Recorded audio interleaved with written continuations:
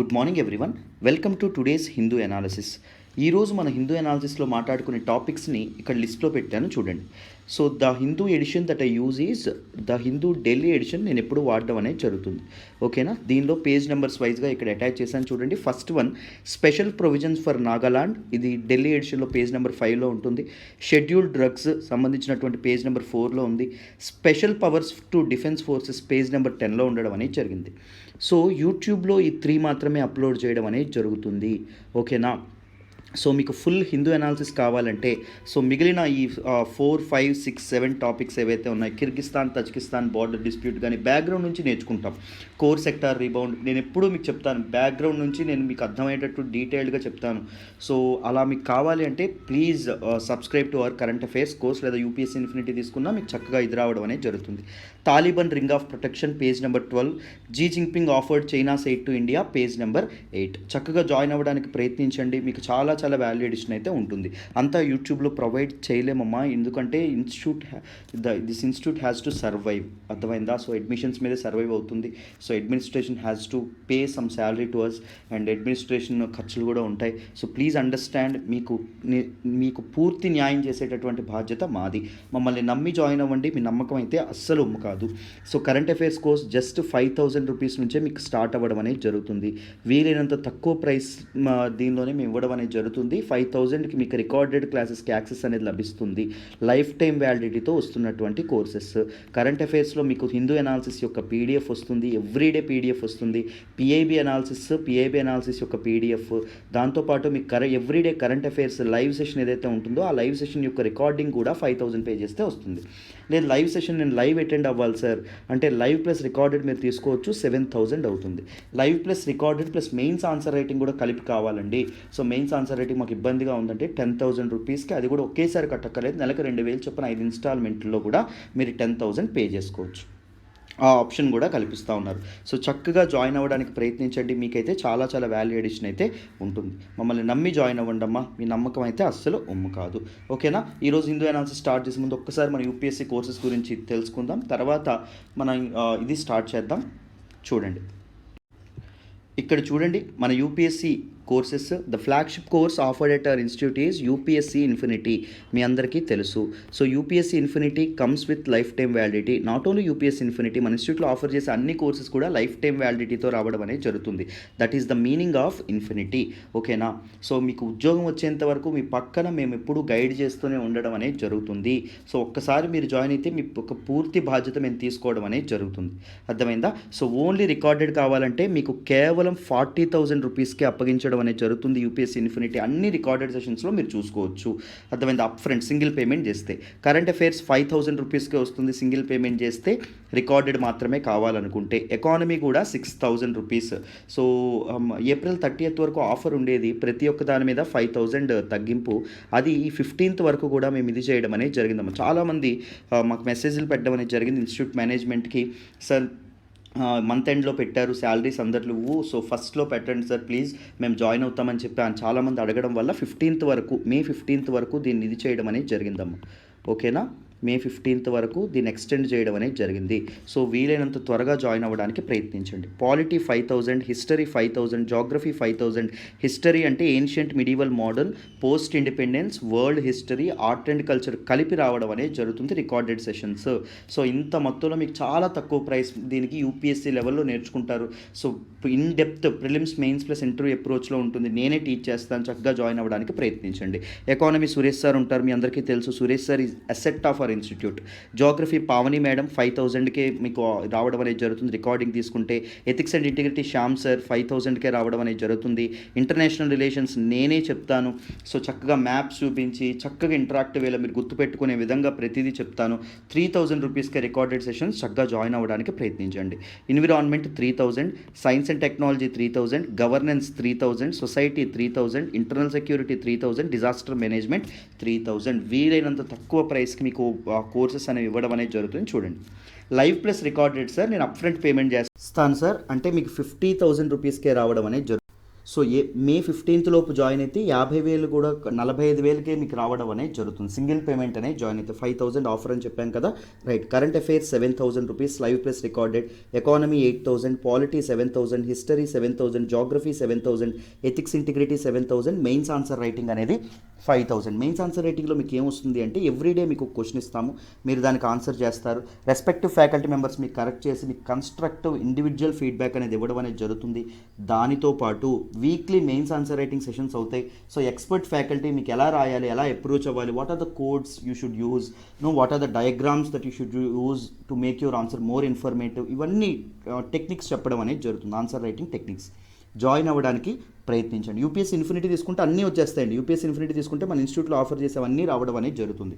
దాంతోపాటు UPSC infinity తీసుకుంటే మీకు ఇంకొక లాభం ఏంటంటే ఏపీపీఎస్సీ, టీఎస్పీఎస్సీ గ్రూప్ 1, గ్రూప్ 2 ఏవైతే ఉంటాయో ఈ ఎక్స్ట్రా సిలబస్ కూడా without taking a single penny UPSC infinity వాళ్ళకి మేము కవర్ చేయడం అనేది జరుగుతుంది. రూపాయి కూడా మీ దగ్గర నుంచి ఆశించకుండా, రూపాయి కూడా మీ దగ్గర నుంచి తీసుకోకుండా. ఆలోచించండి. యూపీఎస్సీ ఇన్ఫినిటీ మీకు live plus recorded plus instalments కావాలి సార్, నేను నెలకు 5,000 చొప్పున కట్టుకుంటానంటే 60,000 రూపీస్కే, అంటే 12 నెలల్లో 5,000 చొప్పున మీరు చక్కగా ఇది చేయొచ్చు. Current affairs, mains answer writing కలిపి కావాలంటే 10,000, మీరు 2,000 చొప్పున చక్కగా కట్టుకోవచ్చు. ఎకానమీ కూడా 10,000 సురేష్ సార్ చెప్తారు, నెలకి 2,000 చొప్పున 5 ఇన్స్టాల్మెంట్లో కట్టొచ్చు. పాలిటీ 8,000 అమ్మ, history 8,000, geography 8,000, ethics and integrity 8,000, 2,000 చొప్పున 4 ఇన్స్టాల్మెంట్లు 8,000 కోర్సులు కూడా తీసుకోవచ్చు. అన్ని కోర్సెస్ కూడా మీకు లైఫ్ టైం వ్యాలిడిటీతో రావడం అనేది జరుగుతుంది. ప్రిలిమ్స్, మెయిన్స్ ప్లస్ ఇంటర్వ్యూ అప్రోచ్లో ఉండడం అనేది జరుగుతుంది. బేసిక్స్ నుంచి, పునాదుల నుంచి, లోతుల నుంచి మీకు ప్రతి ఒక్క టాపిక్ ఎక్స్ప్లెయిన్ చేయడం అనేది జరుగుతుంది. పూర్తి అడ్వాన్స్డ్ లెవెల్ వరకు మిమ్మల్ని తీసుకెళ్లే పూర్తి బాధ్యత మాది. మీకు పూర్తిగా కాన్ఫిడెన్స్ వస్తుంది, అర్థమైందా? సో ఆ కాన్ఫిడెన్స్ తెప్పించేటటువంటి బాధ్యత మాది. మమ్మల్ని నమ్మి జాయిన్ అవ్వండి, ఓకేనా? ప్రతి ఒక్క ఫ్యాకల్టీ మీకు అర్థమైన తర్వాతే నెక్స్ట్ టాపిక్కి వెళ్తారు. సో మీకు అర్థమయ్యేంత వరకు ప్రతి ఒక్క ఫ్యాకల్టీ రిపీట్ చేస్తూనే ఉంటారు టాపిక్స్ని, ఓకేనా? సో జాయిన్ అవ్వాలి అంటే ఇది ప్రత్యూష మేడం నెంబర్ 7893899553. ఈ నెంబర్కి చక్కగా ఫోన్ చేయండి. మీకు ఇక్కడ కూడా నేను ఇక్కడ పెట్టాను చూడండి, ఈ నెంబర్కి ఫోన్ చేసి చక్కగా జాయిన్ అవ్వడానికి ప్రయత్నించండి. మీరు కరెంట్ అఫైర్స్ మాత్రం తప్పకుండా తీసుకోవాలమ్మా. Everyone, I suggest to everyone. Current affairs మీకు 40 to 50% ప్రిలిమ్స్ అనేది కరెంట్ అఫైర్స్ నుంచే రావడం అనేది జరుగుతుంది. దాంతోపాటు మీకు GS paper 2, GS paper 3 questions అనేవి కరెంట్ అఫైర్స్ మీదే ఆధారపడడం అనేది జరుగుతుంది. కాంప్రహెన్సివ్గా కరెంట్ అఫైర్స్ ప్రిపరేషన్ అనేది మీకు జరుగుతుంది. మీకు హిందూ, పిఐబి, దాంతోపాటు Indian Express extra articles, Yojana, Kurukshetra, దాంతోపాటు everyday current affairs live session, ప్రతిరోజు కరెంట్ అఫైర్స్ టెస్ట్, సో అన్నింటికి పీడిఎఫ్స్, ఇవన్నీ మీకు జస్ట్ 5,000 రూపీస్తో మొదలవుతుంది. లైవ్ ప్లస్ రికార్డెడ్ కావాలంటే 7,000, మెయిన్స్ ఆన్సర్ రైటింగ్ కలిపి కావాలంటే 10,000. ఆలోచించండి, వైజ్ డెసిషన్ అనేది తీసుకోవడానికి ప్రయత్నించండి. ఐఎమ్ లిటరలీ అర్జింగ్ యూ, మీకే చాలా చాలా హెల్ప్, అర్థమైందా? నా మాట నమ్మి జాయిన్ అవ్వండి, ఓకేనా? మీకు చాలా ఉపయోగపడుతుంది, రైట్? సో ఇది మన యూపీఎస్సీ కోర్సెస్ మన ఇన్స్టిట్యూట్లో. ఒక్కసారి కరెంట్ అఫైర్స్ కోర్స్ గురించి ఇంకొకసారి తెలుసుకున్న తర్వాత లేట్ చేయకుండా హిందూ అనాలిసిస్ స్టార్ట్ చేసేస్తాను, ఓకేనా? రైట్. ఇక్కడ చూడండి, UPSC current affairs course. UPSC current affairs course మీకు లైఫ్ టైం వ్యాలిడిటీతో వస్తుంది. కరెంట్ అఫైర్స్ ప్రతిరోజు లైఫ్ టైంతో మీకు చెప్తున్నారంటే ఆలోచించండి. కరెంట్ అఫైర్స్ అంటే మీకు ద హిందూ అనాలిసిస్ రావడం అనేది జరుగుతుంది, పిఐబి అనాలిసిస్ రావడం అనేది జరుగుతుంది. ఈ రెండింటి తాలూకా పీడిఎఫ్స్ వస్తాయి. Everyday current affairs live session ఏదైతే ఉంటుందో లైవ్ క్లాస్ అనేది జరుగుతుంది. ఎవ్రీడే కరెంట్ అఫైర్స్ టెస్ట్ ఏదైతే ఉంటుందో టెస్ట్ అనేది జరగడం అనేది జరుగుతుంది. దాంతోపాటు యోజన, కురుక్షేత్ర ఆర్టికల్స్ కూడా కవర్ చేయడం అనేది జరుగుతుంది, అర్థమైందా? యోజన, కురుక్షేత్ర ఆర్టికల్స్ కూడా కవర్ చేయడం అనేది జరుగుతుంది. And on priority basis Indian express articles కూడా నేను కవర్ చేస్తూనే ఉంటాను, అర్థమైందా? సో ఇవన్నీ మీకు ఇంత చక్కగా అవుతున్నప్పుడు, బ్యాక్గ్రౌండ్తో సహా ప్రతిదీ నేర్చుకున్నప్పుడు ఎంత మీకు కవర్ అవుతాయో ఆలోచించండి. అసలు మీరు కళ్ళు మూసుకొని తీసుకోవచ్చు, అర్థమైందా? So we have designed this current affairs course to help you a lot. మీకు అందుకోసమని ఇది చేయడం అనేది జరిగింది. ఫీజు కూడా 5,000 అఫోర్డబుల్ ఫీజులో పెట్టాము. సో లైఫ్ టైం వ్యాలిడిటీతో రికార్డెడ్ సెషన్స్ కావాలంటే 5,000 మాత్రమే. లైవ్ ప్లస్ రికార్డెడ్ కావాలంటే 7,000, మెయిన్స్ ఆన్సర్ రైటింగ్తో కలిపి కావాలంటే 10,000 మీకు ఇన్స్టాల్మెంట్స్ కట్టుకోవచ్చు. So daily current affairs live class PDF, దాంతోపాటు కరెంట్ అఫైర్స్ టెస్ట్ అనే యాప్ డైలీ అవుతుంది, వీక్లీ రివిజన్ టెస్ట్ కూడా అవ్వడం అనేది జరుగుతుంది. Complimentary access to UPSC mock టెస్ట్లు అన్నింటికీ, యూపీఎస్సీ మాక్ టెస్ట్ అన్నింటికీ కాంప్లిమెంటరీ యాక్సెస్ లభిస్తుంది. ఎకనామిక్ సర్వే, బడ్జెట్ అనాలిసిస్ కల్పిస్తున్నాము. దాంతోపాటు free access to mains answer writing 10,000 plan అనేది మీరు తీసుకుంటే. అర్థమైందా? సో అఫోర్డబుల్ ఫీలో మీకు recorded up front single payment చేస్తే 5,000, live plus recorded plus up front అయితే 7,000, live plus recorded plus instalments అయితే 10,000 రూపీస్. సో చక్కగా ఇది ప్రత్యూష మేడం నెంబర్ 7893899553, ఈ నెంబర్కి ఫోన్ చేసి ఇప్పుడే జాయిన్ అవ్వడానికి ప్రయత్నించండి. మీకు చాలా చాలా హెల్ప్ అయితే అవుతుంది. ఓకేనా? ఈరోజు హిందూ అనాలిసిస్, దాంతోపాటు హిందూ అనాలిసిస్కి మేము లిమిటెడ్ ఆర్టికల్స్ యూట్యూబ్లో పెడుతున్నాము. మిగిలిన రెస్ట్ ఆఫ్ ద ఆర్టికల్స్ డీటెయిల్డ్గా కావాలంటే కరెంట్ అఫైర్స్ కోర్స్లో జాయిన్ అవ్వండి అమ్మా, మీకు వస్తాయి తప్పకుండా. ఏమనుకోవద్దు, బికాజ్ ఇన్స్టిట్యూట్ చెప్పాను కదా, institute only survives on admissions. అర్థమైందా? మా వైపు నుంచి కూడా ఆలోచించడానికి ప్రయత్నించండి. రైట్. సో ఒక్కసారి ఆర్టికల్స్ డిస్కస్ చేద్దాం, జాగ్రత్తగా వినండి. ఈరోజు హిందూ అనాలిసిస్లో మనం మాట్లాడుకోబోయే మొదటి ఆర్టికల్ వచ్చేసి 8 Naga women sentenced for humiliating women. Very very important article regarding GS paper 2. మనం పాలిటీలో స్పెషల్ ప్రొవిజన్స్ ఫర్ స్టేట్స్ ఏవైతే ఉంటాయో దీనిలో మనం మాట్లాడుకోవడం అనేది జరుగుతుందమ్మా. ఈ ఆర్టికల్ని నేను ద హిందూలోని ఢిల్లీ ఎడిషన్లో పేజ్ నెంబర్ 5 నుంచి సెలెక్ట్ చేసుకోవడం అనేది జరిగింది. ఈ ఆర్టికల్ని డీటెయిల్డ్గా డిస్కస్ చేద్దాం, అనలైజ్ చేద్దాం, జాగ్రత్తగా వినండి. సో న్యూస్లోకి ఏమొచ్చింది అంటే, నాగాలాండ్కి సంబంధించినటువంటి ఒక కోర్ట్, నాగాలాండ్లోని ట్వెన్సాంగ్ డిస్ట్రిక్ట్ ఏదైతే ఉంటుందో, ట్వెన్సాంగ్ డిస్ట్రిక్ట్కి సంబంధించినటువంటి ఒక కోర్టు 8 ఉమెన్ ఎవరైతే ఉంటారో, 8 మంది ఆడవాళ్ళని 1 ఇయర్ జైలు శిక్ష ఏదైతే ఉంటుందో 1 ఇయర్ జైలు శిక్ష, దాంతోపాటు 3,000 ఫైన్ ఏదైతే ఉంటుందో 3,000 ఫైన్ అనేది వాళ్ళకి వేయడం అనేది జరిగింది. ఎందుకు, ఏం చేశారు వీళ్ళ మీద ఉన్నటువంటి అభియోగాలు, ఛార్జెస్ ఏంటి అంటే, వీళ్ళు కరెక్ట్గా 3 సంవత్సరాల క్రితం 2018లో ఒక ఉమెన్, ఒక అమ్మాయిని ఎక్స్ట్రా మ్యారిటల్ అఫైర్ ఏదైతే ఉంటుందో, వివాహేతర సంబంధం ఏదైతే ఉంటుందో అది పెట్టుకున్నారని చెప్పి ఈవిడికి పబ్లిక్గా ఏం చేశారు అంటే హ్యూమిలియేట్ చేయడం అనేది జరిగింది, అవమానించడం అనేది జరిగింది. ఉమెన్ యొక్క హెయిర్ ఏదైతే ఉంటుందో హెయిర్ అనేది తీసేశారు, గుండు కొట్టించడం అనేది జరిగింది. దాంతోపాటు ఆవిడ తాలూకా బట్టలు ఏవైతే ఉంటాయో బట్టలు అనేవి ఇప్పేసి నేక్ట్గా ఊరంతా పెరేడ్ చేయించడం అనేది జరిగిందమ్మా. సో ఇంత అమానవీయమైనటువంటి ఘటన ఎప్పుడైతే చోటు చేసుకుందో, దీస్ ఉమెన్కి సంబంధించినటువంటి పార్టీస్ ఎవరైతే ఉన్నారో వాళ్ళు కోర్టుని ఆశ్రయించడం అనేది జరిగింది. సో ఒకసారి చూడండి. సో ఎందుకు ఇలా జరిగింది అంటే, 2019లో 2018లో ఏం జరిగింది అంటే, ఒక కంగారు కోర్ట్ అంటే ఒక అనఫిషియల్ కోర్ట్. మనకి పెద్దరాయుడు సినిమాలు చూసారా, అక్కడ న్యాయం అనే తీర్పు అనేది ఒక జడ్జి కాకుండా ఎవరో ఊరి పెద్ద ఆయన ఇస్తారు. సో అలాంటి కోర్ట్ ఏదైతే ఉంటుందో దాన్ని కంగారు కోర్ట్ అంటాం. ఒక గ్రూప్ ఆఫ్ పీపుల్ కలిసి తీర్పిస్తారు. వీళ్ళు ఒక ఉమెన్ ఎవరైతే ఉన్నారో ఈవిడ్ని గిల్టీ, ఈవిడ ఒక ఎక్స్ట్రా మ్యారిటల్ అఫైర్లో ఉంది అని చెప్పి ఈవిడ్ని నిర్ధారించడం అనేది జరిగింది. సో నిర్ధారించి వాళ్ళ తాలూకా ట్రైబల్ కస్టమరీ లాస్ ఏవైతే ఉంటాయో, నాగా ట్రైబ్కి సంబంధించినటువంటి సాంప్రదాయబద్ధమైనటువంటి ఇవేవైతే ఉంటాయో చట్టాలు ఏవైతే ఉంటాయో దాన్ని బట్టి ఏం చేశారు, ఈ ఉమెన్ ఎవరైతే ఉన్నారో ఈవిడికి ఈ శిక్ష విధించడం అనేది జరిగింది, పబ్లిక్గా హ్యూమిలియేట్ చేయడం అనేది జరిగింది. అంటే ఏం చేశారు, మీకు గుండు కొట్టించి బట్టలు ఊడదీసి పాపం ఊరంతా తిప్పడం అనేది జరిగింది. సో కోర్ట్ అనేది ఈ తాలూకు దీని గురించి, ఈ కేసు గురించి తీర్పు చెప్తూ ఏం చెప్పింది అంటే, it is very concerned about inhuman justice. న్యాయం ఇవ్వచ్చు కానీ ఇన్హ్యూమన్ జస్టిస్ ఏంటి, అంత ఘోరాతి ఘోరమైనటువంటి ఇది చేస్తారా, అంత దారుణంగా అవమానిస్తారా, మనిషి అనుకుంటున్నారా లేకపోతే జంతువు అనుకుంటున్నారా అని చెప్పి కోర్టు అనేది కోప్పడడం అనేది, చివాట్లు పెట్టడం అనేది జరిగింది. అర్థమైందా? సో ఈ స్టేట్మెంట్లో మన తాలూకి ఉమెన్ ఏం చెప్పారు, 8 మంది ఉమెన్ ఉన్నారా, వీళ్ళు అసలు కోర్టుకి ఏం చెప్పారు అంటే, they said that village has passed a resolution in 2018 to punish adulterous women according to the practices. So వాళ్ళ కస్టమరీ ప్రాక్టీసెస్కి తగినట్టుగా మన తాలూకా ఇలాంటి ఎక్స్ట్రా మ్యారిటల్ అఫైర్స్లో పార్టిసిపేట్ చేసేటటువంటి ఉమెన్ ఎవరైతే ఉంటారో ఆ ఉమెన్కి ఇది చేశారు, ఆ ఉమెన్కి శిక్షించేలాగా ఒక రిజల్యూషన్ అనేది మేము పాస్ చేసుకున్నాము అని చెప్పడం అనేది జరిగింది. ఇక్కడ మీకు ఒక డౌట్ అనేది రావచ్చు, ఏంటి సార్ మనకి మరి కోర్టులు ఉన్నాయి కదా, అలా ఈ చట్టాన్ని వీళ్ళ చేతిలోకి తీసుకోవడం కరెక్టేనా అని మీకు క్వశ్చన్ అనేది రావచ్చు. సో మన రాజ్యాంగమే వాళ్ళకి ఆ చట్టాన్ని, వాళ్ళకి ఆ వెసులుబాటు ఏదైతే ఉంటుందో వెసులుబాటుని కల్పించిందండి. మన కాన్స్టిట్యూషన్లో ఉన్నటువంటి ఆర్టికల్ 371A ఏదైతే ఉంటుందో which was added through 13th constitutional amendment. So 13th constitutional amendment act ద్వారా 1960లో తీసుకొచ్చినటువంటి ఈ చట్టం ఏదైతే ఉంటుందో దాని ద్వారా ఆర్టికల్ 371A యాడ్ చేయడం అనేది జరిగింది. యాడ్ చేసి మన నాగాలాండ్ ఏదైతే ఉంటుందో దానికి స్పెషల్ ప్రొవిజన్ అనేది ఇచ్చారు. ఏంటి సార్ ఆ స్పెషల్ ప్రొవిజన్ అంటే, మన తాలూకా వీళ్ళు ఎవరైతే ఉంటారో, నాగాలాండ్ పీపుల్ ఎవరైతే ఉంటారో వాళ్ళకి పార్లమెంటు చట్టాలనే వర్తించవు. వాళ్ళ తాలూకా కస్టమరీ లాస్ ప్రకారం చట్టాలు చేసుకునేటటువంటి అధికారం వాళ్ళకే ఉంది అని చెప్పి ఆర్టికల్ 371A ఏదైతే ఉంటుందో ఇది చేయడం అనేది, దీని ద్వారా స్పెషల్ ప్రొవిజన్ అనేది కల్పించడం అనేది జరిగింది. అర్థమైందా? సో ఎందుకు సార్ నాగాలాండ్కి ఆ స్పెషల్ ప్రొవిజన్ అనేది ఇవ్వడం అనేది జరిగింది? What is happening? మరి మిగిలిన మన ఆంధ్రప్రదేశ్లో అలాగే చేస్తే ఊరుకుంటాయే కోర్టులు? అలా ఎలా పడితే అలా న్యాయాలు ఇచ్చేయచ్చా అంటే కాదు. సో కొన్ని రాష్ట్రాలకు ఇవ్వడం అనేది జరిగింది. సో మనం అర్థం చేసుకోవాల్సింది ఇక్కడ ఏంటంటే, ఏ రాష్ట్రాలకి స్పెషల్ ప్రొవిజన్స్ ఇచ్చారో వాటి గురించి మనం తెలుసుకోవాలి.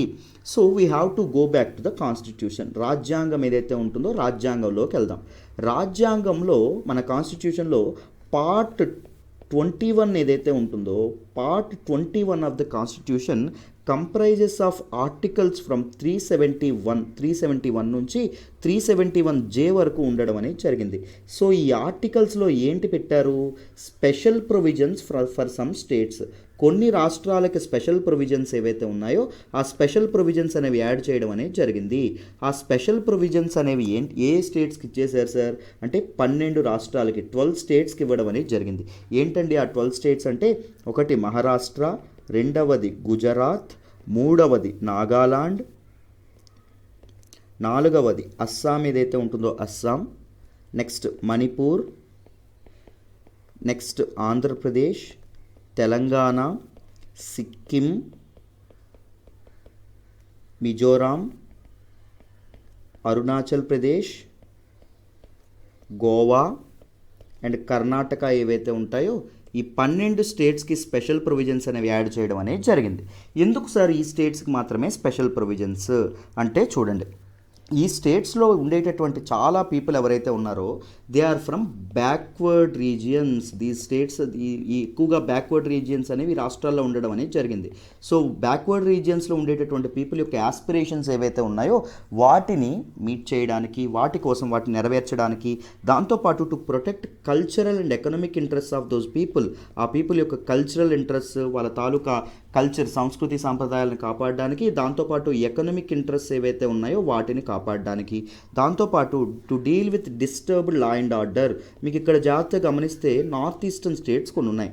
ఏమున్నాయి? అరుణాచల్ ప్రదేశ్ కానీ, మిజోరాం కానీ, మణిపూర్ కానీ, సిక్కిం కానీ అండ్ అస్సాం ఏదైతే ఉంటుందో అస్సాము, నాగాలాండ్ ఉండడం అనేది జరిగింది. ఇక్కడ లా అండ్ ఆర్డర్ ఫెయిల్యూర్ అనేది ఎక్కువగా ఉంటుందమ్మా. ఎందుకు అంటే because of north east insurgency. North east people ఎప్పుడు మెయిన్లాండ్ పీపుల్తో మేము ఏలినేట్ అయిపోయామని చెప్పి భావించడం అనేది జరుగుతుంది. మేము వేరు వాళ్ళు వేరు, మాకు డిస్క్రిమినేషన్ అనేది జరుగుతుంది అని చెప్పి వాళ్ళు ఎక్కువగా భావించడం అనేది జరుగుతుంది అనమాట. ఎవరు? మన నార్త్ ఈస్ట్ పీపుల్ ఎవరైతే ఉన్నారో నార్త్ ఈస్ట్ పీపుల్ అనమాట. సో మాకంటూ సెపరేట్ కంట్రీ కావాలి అని చెప్పి వాళ్ళు ఉద్యమాలు చేస్తూ ఉంటారు, మూమెంట్స్. సో అక్కడ లా అండ్ ఆర్డర్ ఫెయిల్యూర్ ఉండడం వల్ల అందుకోసం కూడా ఇది చేయడం అనేది జరిగింది. దాంతోపాటు to protect the interest of local people యొక్క ఇంట్రెస్ట్ ఏవైతే ఉన్నాయో వాటిని సేఫ్ గార్డ్ చేయడము, దీనికోసం ఇది చేయడం అనేది జరిగింది. సో ఒరిజినల్ కాన్స్టిట్యూషన్లో ఏమైనా ఇది చేశారా అంటే లేదండి. ఒరిజినల్ కాన్స్టిట్యూషన్లో ఈ స్పెషల్ ప్రొవిజన్స్ అనేవి ఇవ్వలేదు. దీ స్పెషల్ ప్రొవిజన్స్ వర్ యాడెడ్ త్రూ మెనీ అమెండ్మెంట్స్. రాజ్యాంగానికి చాలా సవరణలు చేసి ఏం చేశారు? ఈ డిఫరెంట్ అంటే 12 రాష్ట్రాలకు గాను 12 స్పెషల్ ప్రొవిజన్స్ ఏవైతే ఉన్నాయో వాటిని కల్పించడం అనేది జరిగింది. ఇప్పుడు నాగాలాండ్కి మన తాలూకు వాళ్ళు ఇచ్చినటువంటి స్పెషల్ ప్రొవిజన్స్ ఏంటో తెలుసుకుందాం, జాగ్రత్తగా వినండి. So provisions for Nagaland. నాగాలాండ్కి ఏంటి స్పెషల్ ప్రొవిజన్స్ ఇచ్చారు? సో నాగాలాండ్కి స్పెషల్ ప్రొవిజన్ ఇచ్చినటువంటి ఆర్టికల్ ఏంటి అంటే ఆర్టికల్ 371A అండి. ఇది దేని ద్వారా యాడ్ అవ్వడం అని జరిగిందని చెప్పుకున్నాం? 13th constitutional amendment act of 1960. దీని ద్వారానే నాగాలాండ్ ఒక సెపరేట్ స్టేట్గా ఫామ్ అవ్వడం అనేది కూడా జరిగింది. దీనిలో ఉన్నటువంటి ప్రొవిజన్స్ చూద్దాం. చూడండి, ఫస్ట్ ప్రొవిజన్ ఏంటి అంటే పార్లమెంట్కి సంబంధించినటువంటి యాక్ట్ ఏదైతే ఉంటుందో acts of parliament relating to following matters. ఈ కింది పేర్కొన్నటువంటి మ్యాటర్స్ సంబంధించినటువంటి పార్లమెంటు చట్టాలు ఏవైతే ఉన్నాయో అవి నాగాలాండ్కి వర్తించవు. ఒకవేళ వర్తిస్తే స్టేట్ లెజిస్లేటివ్ అసెంబ్లీ డిసైడ్ చేయాలి. స్టేట్ లెజిస్లేటివ్ అసెంబ్లీ వర్తిస్తుందంటే వర్తిస్తుంది, లేకపోతే వర్తించమంటే వర్తించదు. సో ఏ మ్యాటర్స్ అవి? రిలీజియస్ మ్యాటర్స్ ఏవైతే ఉన్నాయో, వాళ్ళ మతానికి సంబంధించినటువంటి మ్యాటర్స్, అండ్ సోషల్ ప్రాక్టీసెస్ ఏవైతే ఉన్నాయో, ఏవైనా సోషల్ ప్రాక్టీసెస్ సంబంధించినటువంటి మ్యాటర్స్, అన్టచబిలిటీ ఇలాంటివి అన్నమాట. అర్థమైందా? దాంతోపాటు నాగా కస్టమరీ లా, నాగాస్ ఏవైతే చట్టాలు వాళ్ళు ఎప్పటి నుంచో ఉన్నటువంటి చట్టాలు అండ్ ప్రొసీజర్స్ ఏవైతే ఉన్నాయో దానికి సంబంధించినటువంటి ఇది కూడా ఇదవ్వడం అనేది జరగదు. అంటే ఇండియన్ పీనల్ కోడ్ కానీ కోడ్ ఆఫ్ క్రిమినల్ ప్రొసీజర్ కానీ మనకు నాగాలాండ్లో వర్తించడం అనేది జరగదు. దాంతోపాటు administration of civil and criminal justice involving decisions according to Naga customary law. So civil and criminal justice ఏదైతే ఉంటుందో, విడాకులకు సంబంధించినటువంటి విషయాలు కానీ, లేకపోతే ప్రాపర్టీకి సంబంధించినటువంటి విషయాలు కానీ, అండ్ క్రిమినల్ జస్టిస్ దొంగతనం కానీ, లేకపోతే హత్యలు కానీ, వీటికి సంబంధించినటువంటి డెసిషన్స్ కూడా మన తాలూకా నాగా పీపుల్ ఎవరైతే ఉంటారో నాగా కస్టమరీ లాకి సంబంధించినట్టే అవుతాయి తప్ప పార్లమెంట్ చేసిన చట్టాల మీదుగా అవ్వవు.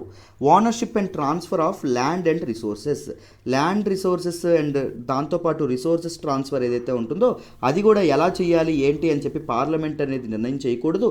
ఎవరండి నిర్ణయించాలి? మన తాలూకా నాగాలాండ్ వాళ్ళు ఎవరైతే ఉంటారో నాగాలాండ్ ప్రజలు మాత్రమే, లెజిస్లేటివ్ అసెంబ్లీ మాత్రమే నిర్ణయించుకోవడం అనేది జరుగుతుంది. అర్థమైందా? రెండవది ఏం పెట్టారో చూడండి, provision. The governor of Nagaland shall have special responsibility for law and order. మన తాలూకా నాగాలాండ్ యొక్క లా అండ్ ఆర్డర్కి స్పెషల్ రెస్పాన్సిబిలిటీ ఎవరికి ఉంది? మన తాలూకా ఇతను ఎవరైతే ఉన్నారో, గవర్నర్ ఎవరైతే ఉంటారో గవర్నర్కి ఉండడం అనేది జరిగింది. అర్థమైందా? So as long as the internal disturbances caused by the hostile Nagas continue. Law and order అనేది దేనిలో ఉంటుంది? మనకి 7th schedule of the constitution ఉంటుంది. 7th షెడ్యూల్ ఆఫ్ ద కాన్స్టిట్యూషన్లో 3 లిస్టులు ఉంటాయి.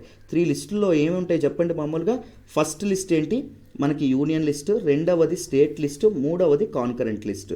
లా అండ్ ఆర్డర్ అనేది స్టేట్ లిస్ట్లో ఉంటుంది. అంటే లా అండ్ ఆర్డర్ మీద డెసిషన్స్ ఎవరు తీసుకోవాలి? రాష్ట్రాలే తీసుకోవాలి.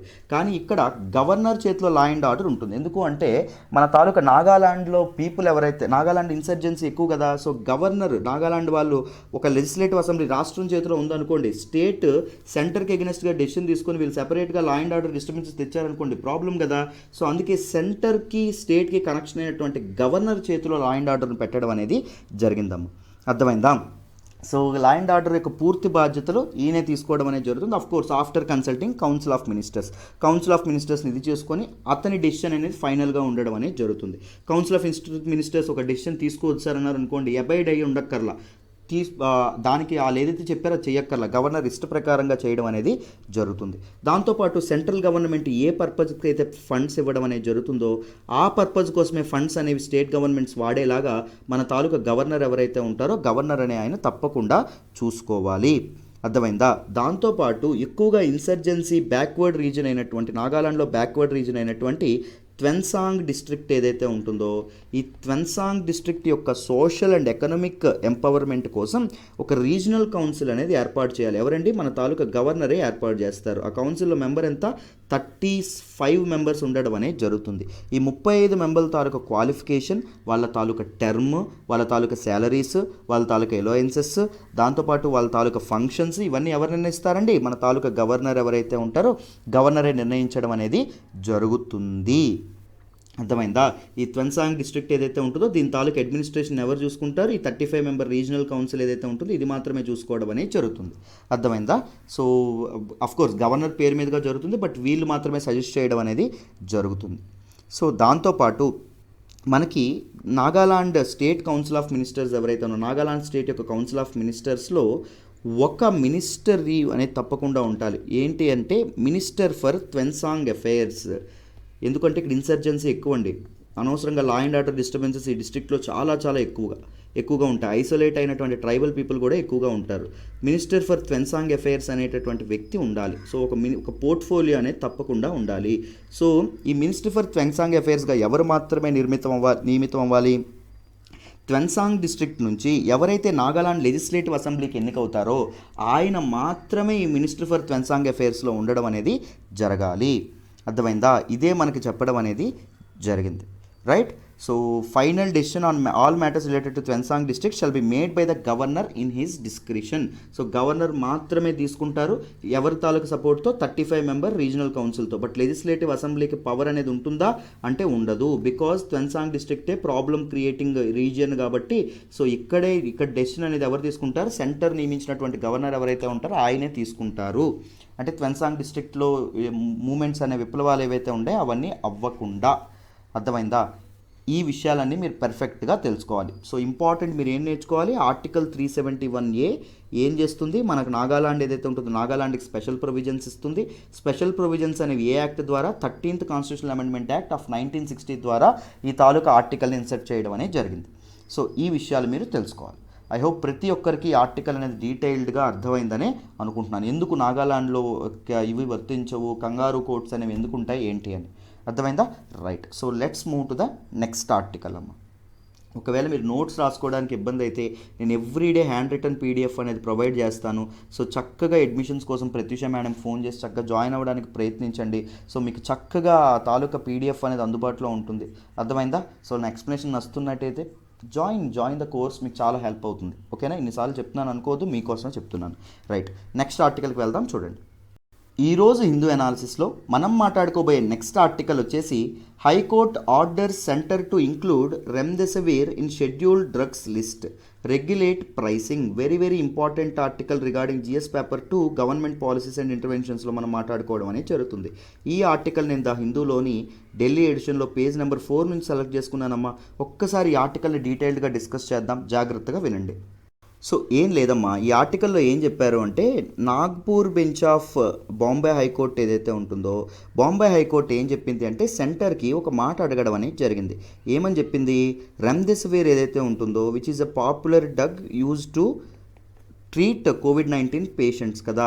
సో ఈ రెమ్డెసివిర్ ఏదైతే ఉంటుందో దీన్ని షెడ్యూల్డ్ డ్రగ్స్ లిస్ట్ ఏదైతే ఉంటుందో షెడ్యూల్డ్ డ్రగ్స్ లిస్ట్లో యాడ్ చేయండి అని చెప్పడం అనేది జరిగింది. దాంతోపాటు దీని తాలూకా ప్రైసింగ్ ఏదైతే ఉంటుందో ప్రైస్ని రెగ్యులేట్ చేయండి అని చెప్పడం అనేది జరిగింది. మనకి ప్రైస్ అనేది ఏం నిర్ణయిస్తుంది, మనది ఫ్రీ ఎకానమీ అనేది నిర్ణయిస్తుంది కదా, ఏ ప్రోడక్ట్ యొక్క ప్రైస్ అయినా అంతేనా. ఫ్రీ ఎకానమీ అనేది నిర్ణయించడం అనేది జరిగింది. అంటే డిమాండ్ అండ్ సప్లై ఏదైతే ఉంటుందో దాన్ని బట్టి ఒక దీని తాలూకా ప్రైస్ ఏదైతే ఉంటుందో ఒక ప్రోడక్ట్ యొక్క ప్రైస్ అనేది వేరీ అవ్వడం అనేది జరుగుతుంది. కానీ కోర్ట్ ఏం చెప్తుంది, మీ తాలూకా స్పెషల్ పవర్స్ ఉపయోగించి రెమ్డెసివిర్ ఏదైతే ఉంటుందో దీనికి షెడ్యూల్డ్ డ్రగ్స్గా పరిగణించి దీని ప్రైస్ అనేది రెగ్యులేట్ చేయమని చెప్పడం అనేది జరుగుతుంది. మీ అందరికీ తెలుసు, ఇండియాలో COVID-19 యొక్క సెకండ్ వేవ్ అనేది మొదలైంది. COVID-19 కేసెస్ అనేవి విపరీతంగా పెరగడం అనేది జరుగుతుంది, అంతేనా.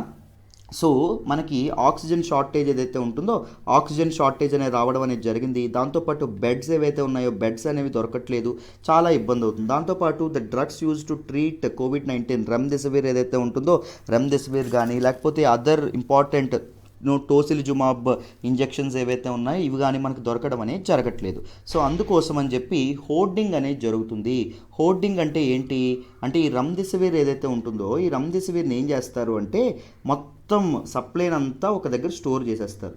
స్టోర్ చేసేసిన తర్వాత బయట ఎకానమీలో రెమ్డెసివిర్ యొక్క సప్లై అనేది పడిపోతుంది. సప్లై అనేది పడిపోతే ఏం జరుగుతుంది, మనకి డిమాండ్ అనేది పెరుగుతుంది. డిమాండ్ అనేది పెరిగితే ఏం జరుగుతుంది, ప్రైస్ అనేది పెరుగుతుంది.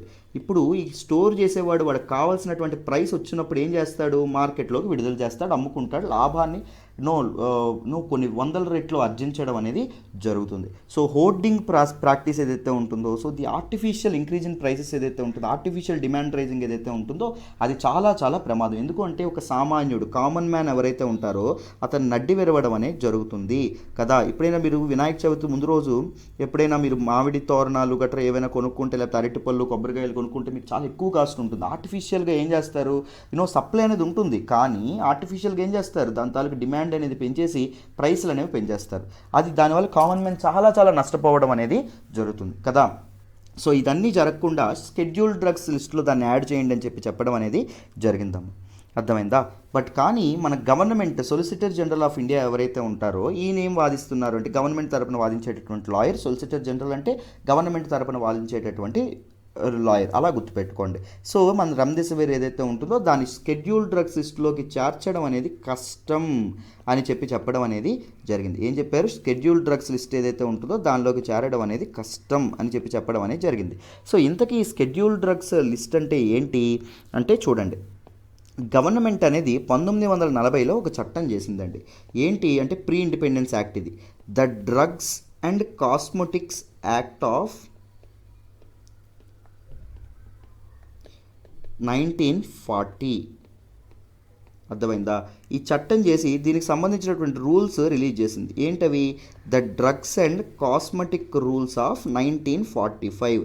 దీని ప్రకారం ఏం చేస్తుందంటే గవర్నమెంట్కి ఇష్టం వచ్చినప్పుడు ఏవైనా డ్రగ్స్ని షెడ్యూల్ డ్రగ్స్గా పరిగణించడం అనేది జరుగుతుంది. షెడ్యూల్ డ్రగ్స్గా పరిగణిస్తే ఒకవేళ ఒక డ్రగ్ని షెడ్యూల్ డ్రగ్గా క్లాసిఫై చేస్తే ఏం జరుగుతుంది అంటే చూడండి, మామూలుగా మనకి ఏం జరుగుతుంది అంటే వాట్ ఆర్ ది ఇంప్లికేషన్స్ అంటే ప్రిస్క్రిప్షన్ లేకుండా ఆ డ్రగ్ ఏదైతే ఉంటుందో ఆ డ్రగ్ అనేది అమ్మడానికి వీల్లేదు. తప్పకుండా డాక్టర్ యొక్క ప్రిస్క్రిప్షన్ అనేది తప్పకుండా ఉండాలి. మొదటిది షెడ్యూల్ డ్రగ్కి. అర్థమైందా? నెక్స్ట్ ఏంటి అంటే the sale of drug from now on should be accordance with the sale of drugs as specified in మనకి drugs and cosmetic rules of 1945. Drugs and cosmetic rules of 1945 ఎలా చెప్తే అలాగే ఇది చేయడం అనేది జరగాలి, అలాగే అమ్మడం అనేది జరగాలి. అర్థమైందా? దాంతోపాటు any preparation containing the said drug will have warning label of 1 prescription sale against self medication. So self medication ఏదైతే ఉంటుందో సెల్ఫ్ మెడికేషన్ అనేది ఉండకూడదు, అంటే ఓన్గా మెడికేట్ చేయకూడదు. తప్పకుండా మనకి ప్రిస్క్రిప్షన్ ఏదైతే ఉంటుందో ప్రిస్క్రిప్షన్ అనేది ఉండాలి. అర్థమైందా? దాంతోపాటు డ్రగ్ ఏదైతే ఉంటుందో డ్రగ్ని మీరు ఏం చేయాలి, తప్పకుండా కంటైన్ చేస్తే, ఒకవేళ డ్రగ్ని స్టోర్ చేస్తే ఎందుకు స్టోర్ చేస్తున్నామని రీజన్ ఏదైతే ఉంటుందో రీజన్ కూడా తప్పకుండా చెప్పాలి. దాంతోపాటు 4th one, additionally chemist would need to maintain records for name. ఎవరైతే కొనుక్కుంటారో, మామూలుగా ఎవరైతే మనం మెడికల్ షాప్లో కొనుక్కుంటాం, మెడికల్ షాప్ ఆయన ఎవరైతే కొనుక్కున్నారో అతని నేమ్, అతని తాలూకా అడ్రస్ ఏదైతే ఉంటుందో అతని తాలూకా అడ్రస్, దాంతోపాటు ప్రిస్క్రైబ్డ్ డాక్టర్ ఎవరైతే ఉంటారో డాక్టర్ నేమ్, అండ్ దాంతోపాటు ఎంత క్వాంటిటీలో ఆ డ్రగ్ తీసుకెళ్లారని చెప్పి, ఆ డ్రగ్ ఎంత క్వాంటిటీలో తీసుకెళ్లారని చెప్పి దాన్ని, ఈ రికార్డ్స్ ఏవైతే ఉంటాయో రికార్డ్స్ అన్ని తప్పకుండా ఆయన మెయింటైన్ చేయాలి. ఒకవేళ ఏదైనా డ్రగ్ షెడ్యూల్డ్ డ్రగ్లో పెడితే తప్పకుండా ఈ తరహా ఇవేవైతే ఉంటాయో రూల్స్ ఏవైతే ఉంటాయో వర్తించడం అనేది జరుగుతుంది. మామూలుగా ఇలాంటి పాండమిక్స్, న్యాచురల్ కెలామిటీస్ టైంలో సో అందరికీ మెడికల్ ఇవేవైతే ఉంటాయి, డ్రగ్స్ ఏవైతే ఉంటాయో వాటిని అందుబాటులో ఉంచడానికి గవర్నమెంట్ ఏం చేస్తుంది అంటే ఒక నోటిఫికేషన్ రిలీజ్ చేసి డ్రగ్స్ని షెడ్యూల్ డ్రగ్స్గా క్లాసిఫై చేయడం అనేది జరుగుతుంది. సో H1 షెడ్యూల్ డ్రగ్గా రీసెంట్గా మనకి చూస్తే మనకి హైడ్రాక్సిక్లోరోక్విన్ ఏదైతే ఉంటుందో దాన్ని మనకి లేబుల్ చేయడం అనేది జరిగింది. దాంతోపాటు షెడ్యూల్ డ్రగ్ యొక్క లేబుల్ ఏదైతే ఉంటుందో షీట్ ఏదైతే ఉంటుందో దాని మీద RX అనేటటువంటి లేబుల్ ఉండడం అనేది జరుగుతుంది. దిస్ ఇస్ షెడ్యూల్ డ్రగ్ అని చెప్పి అర్థం. కన్ఫామ్గా దాన్ని డిస్ప్లే చేయాలి పెద్ద అక్షరాలతో. అర్థమైందా? In the top left corner of the label. So ఇది చూడండి, ఇది షీట్ అనుకోండి, టాప్ లెఫ్ట్ కార్నర్లో ఇక్కడ RX అనేటటువంటి ఇది ఏదైతే ఉంటుందో అది తప్పకుండా కన్ఫామ్గా ఇది చేయాలి. దాంతోపాటు వార్నింగ్ లిస్ట్ ఏదైతే ఉంటుందో వార్నింగ్ లిస్ట్ కూడా పెట్టాలి. Not to be sold by retail without the prescription of A doctor అనేటటువంటి వార్నింగ్ ఏదైతే ఉంటుందో వార్నింగ్తో కూడినటువంటి ఒక లేబుల్ ఏదైతే ఉంటుందో అది కూడా ఇక్కడ షీట్ మీద క్రియేట్ చేయాలి. అర్థమైందా? దేనికోసం? హోర్డింగ్ ఏదైతే ఉంటుందో హోర్డింగ్ కోసం, హోర్డింగ్ ఆపడానికి. అర్థమైందా? సో సప్లై ఏదైతే ఉంటుందో సప్లై కంటైన్మెంట్ ఏదైతే ఉంటుందో దాన్ని ఆపడానికి. న్యాచురల్ కెలామిటీస్ అండ్ ఎపిడెమిక్స్ టైంలో మనకి ఏం చేస్తారు అంటే ఈ తాలూకా drugs and cosmetic act of 1940 ఉపయోగించి కొన్ని డ్రగ్స్ని షెడ్యూల్ డ్రగ్స్గా పరిగణించడం అనేది జరుగుతుంది. అర్థమైందా? సో రెమ్డెసివిర్ ఏదైతే ఉంటుందో దాన్ని షెడ్యూల్ డ్రగ్స్గా పరిగణించడం ద్వారా extortion of money, families, COVID-19 బాధితుల యొక్క ఫ్యామిలీస్ ఏదైతే ఉంటుందో వాళ్ళ దగ్గర నుంచి మీరు దేన్ని మనీ యొక్క నగదు దోపిడీ ఏదైతే ఉంటుందో దాన్ని అరికట్టచ్చు. దాంతోపాటు put an end to black marketing, black marketing ఏదైతే ఉంటుందో దానికి కూడా ఒక ఎండ్ కార్డ్ అనేది వేయచ్చు. రెమ్డెసివిర్ బ్లాక్ మార్కెట్ జరుగుతుంది, కొంతమంది వేలలో కొంటున్నారు. అదేవిధంగా చాలా తక్కువ డ్రగ్ అండి, అది ఒక 20 రూపాయలు 15 రూపాయలు అంత విలువైన డ్రగ్ని వేలల్లో అమ్మడం అనేది జరుగుతుంది. అర్థమైందా? ఎందుకంటే అవసరం ఉంది కాబట్టి. సో వీటిని మీరు కంట్రోల్ చేయొచ్చు అని చెప్పి మనకి Nagpur bench of Bombay high court అనేది సెంటర్కి అడగడం అనేది జరిగింది. అర్థమైందా? ఇదే మనకి న్యూస్లోకి రావడం అనేది జరిగింది. So this is all about this particular article అమ్మ. సో మీకు ఏమైనా డౌట్స్ ఉంటే నాకు కింద కామెంట్ బాక్స్లో అడగండి, నేను అక్కడ క్లారిఫై చేస్తాను. ఓకేనా? ఏ డౌట్ ఉన్నా మీరు మొహమాట పడద్దు. సో చక్కగా జాయిన్ అయితే మీకు చాలా చాలా మంచిది. ఎవ్రీడే కరెంట్ అఫైర్స్ టెస్ట్ ఉంటుంది, వీక్లీ రివిజన్ టెస్ట్ ఉంటుంది, దాంతోపాటు మీకు పీడిఎఫ్ అనేది ఎవ్రీడే ప్రొవైడ్ చేయడం అనేది జరుగుతుంది. రైట్, మీకు పిఐబికి కానీ హిందూకి కానీ అన్నింటికి పీడిఎఫ్స్ అనేవి daily current affairs live class ఉంటుంది, దానికి కూడా పీడిఎఫ్ ప్రొవైడ్ చేయడం అనేది జరుగుతుంది. కరెంట్ అఫైర్స్ ప్రిపరేషన్ కాంప్రహెన్సివ్గా అవుతుంది. కరెంట్ అఫైర్స్ పెద్ద భూతం అమ్మ, పెద్ద దెయ్యం అది నిజంగా, అర్థమైందా? యూపీఎస్సీ ఆస్పిరెంట్స్కి. సో మీకు వీలైనంత కాంప్రహెన్సివ్, వీలంత ఈజీ చేయడానికి ప్రయత్నిస్తున్నాం, ఆలోచించండి. రైట్, నెక్స్ట్ ఆర్టికల్ డిస్కస్ చేద్దాం. చూడండి, ఈరోజు హిందూ అనాలిసిస్లో మనం మాట్లాడుకోబోయే నెక్స్ట్ ఆర్టికల్ వచ్చేసి armed forces get powers for relief work. Very very important article regarding GS paper 3 డిఫెన్స్లో మనం చేయడం అనేది జరుగుతుంది. ఈ ఆర్టికల్ని డీటెయిల్డ్గా డిస్కస్ చేద్దాం, జాగ్రత్తగా వినండి. దాంతోపాటు జిఎస్ పేపర్ 2లో కూడా మనం చదవడం అనేది జరుగుతుందాం. ఓకేనా? గవర్నమెంట్ పాలసీస్ అండ్ ఇంటర్వెన్షన్స్లో కూడా మనం చదువుతాం. ఈ ఆర్టికల్ నేను ద హిందూలోని ఢిల్లీ ఎడిషన్లో పేజ్ నెంబర్ 10 నుంచి తీసుకున్నాను. సో జాగ్రత్తగా వినండి, ఎక్స్ప్లెయిన్ చేస్తాను. సో మన తాలూకా డిఫెన్స్ మినిస్టర్ రాజ్నాథ్ సింగ్ గారు తన తాలూకా స్పెషల్ పవర్స్ ఏవైతే ఉంటాయో వాటిని ఇన్వోక్ చేసి ఏం చేశారు అంటే ఎమర్జెన్సీ ఫినాన్షియల్ పవర్స్ ఏవైతే ఉన్నాయో అవి మన ఆర్మీకి అప్పగించడం అనేది జరిగింది. ఎమర్జెన్సీ ఫినాన్షియల్ పవర్స్ మన ఆర్మ్డ్ ఫోర్సెస్ ఎవరైతే ఉన్నారో వాళ్ళకి అప్పగించడం అనేది జరిగిందమ్మా. ఎందుకు అంటే this is a crisis time కదా, విపత్తు సమయం. సో కోవిడ్-19 సెకండ్ వేవ్ విపరీతంగా పెరుగుతుంది, జనాలు చాలామంది ప్రాణాలు కోల్పోతున్నారు. ఈ క్రైసిస్ టైంలో దేశానికి ఆర్మీ యొక్క సపోర్ట్ ఏదైతే ఉంటుందో అది చాలా అవసరం. బార్డర్ దగ్గర యుద్ధం చేయడమే కాదు, ఎప్పుడైనా మనకు కెలామిటీస్ వచ్చినా, ఎప్పుడైనా ప్రాబ్లమ్స్ వచ్చినా వాళ్ళకి రంగంలోకి దిగి చాలా చాలా హెల్ప్ చేస్తారు, నేచురల్ కెలామిటీస్లో కానీ దీనిలో కానీ కదా. సో ఇలాంటి కోవిడ్-19 క్రైసిస్ లాంటి టైంలో కూడా ఆర్మ్ ఫోర్సెస్ యొక్క సపోర్ట్ అనేది చాలా చాలా అవసరం. దాంతోపాటు వాళ్ళ ఎఫర్ట్స్ అనేవి చాలా చాలా అవసరం ఈ కరెంట్ సిచ్యువేషన్ నుంచి మనం బయటపడాలంటే. సో అందుకోసం వాళ్ళకి ఎమర్జెన్సీ ఫినాన్షియల్ పవర్స్ అనేవి ఏవైతే ఉంటాయో వాటిని జారీ చేయడం అనేది జరిగింది. ఏ స్పెషల్ ప్రొవిజన్స్, స్పెషల్ పవర్స్ ఇవ్వడం అనేది జరిగింది అంటే ఎమర్జెన్సీ ఫినాన్షియల్ పవర్స్. అండ్ ఎందుకు ఎమర్జెన్సీ ఫినాన్షియల్ పవర్ ఇచ్చారు అంటే it will help commanders to establish and operate quarantine facilities. వాళ్ళందరూ మన కమాండర్స్ ఎవరైతే ఉంటారో ఎక్కడ పడితే అక్కడ క్వారంటైన్ ఫెసిలిటీస్ ఏర్పాటు చేయొచ్చు ఆ డబ్బును ఉపయోగించి. దాంతోపాటు హాస్పిటల్స్ ఏవైతే ఉన్నాయో తాత్కాలికమైనటువంటి హాస్పిటల్స్ అనేవి కన్స్ట్రక్ట్ చేయొచ్చు.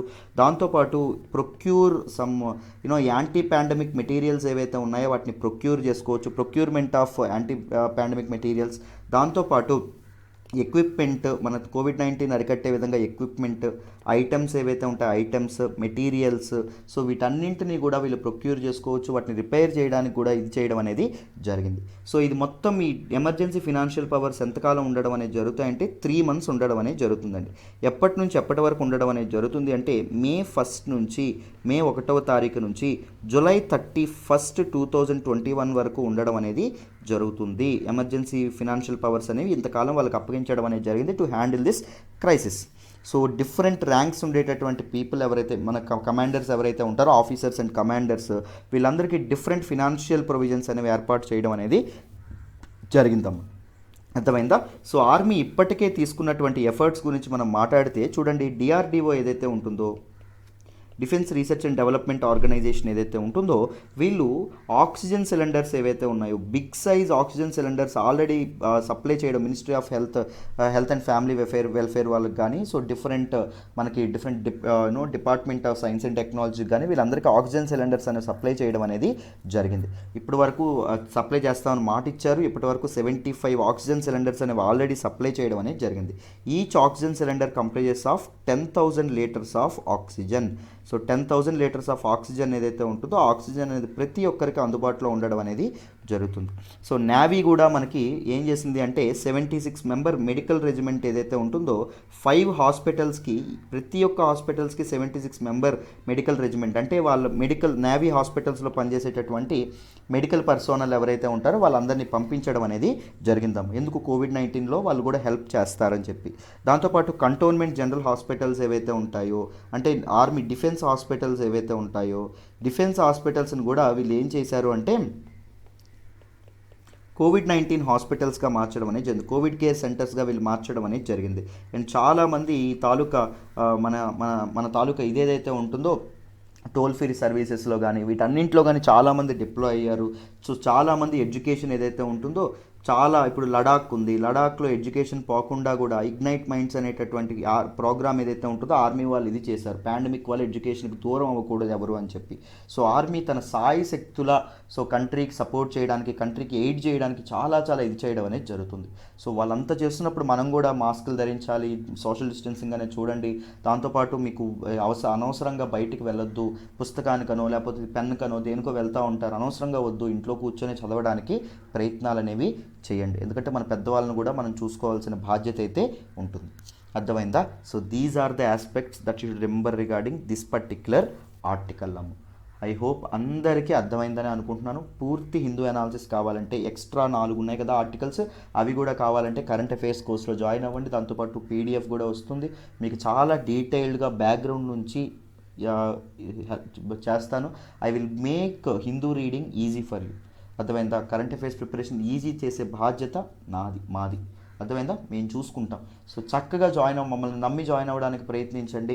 లేట్ చేయొద్దు, అనవసరంగా ఆలోచిస్తూ టైం వేస్ట్ చేసుకోవద్దు. మీకోసమే చెప్తున్నాను ఇన్నిసార్లు, ఛాన్స్ అనేది ఉపయోగించుకోండి. Thank you so much for all the support so far అమ్మ. సో చాలా సపోర్ట్ చేస్తూ ఉన్నారు. Keep liking our video, keep sharing with your friends. ఎలా ఉంది ఎక్స్ప్లెనేషన్ అని కామెంట్ చేయండి. Thank you so much. మళ్ళీ రేపటి హిందూ అనాలిసిస్లో కలుద్దాం. బాయ్ అమ్మ.